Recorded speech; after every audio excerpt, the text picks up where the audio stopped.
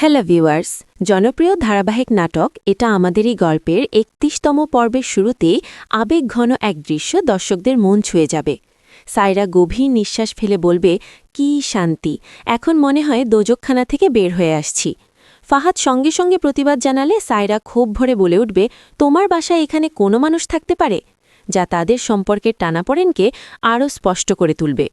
অন্যদিকে মেহেরিন সামিরকে ভালোবাসায় ভরা কণ্ঠে জানাবে, তুমি যদি আমার পাশে থাকো তাহলে এই ছোট্ট ঘরটাই আমার কাছে রাজপ্রাসাদ মনে হয়।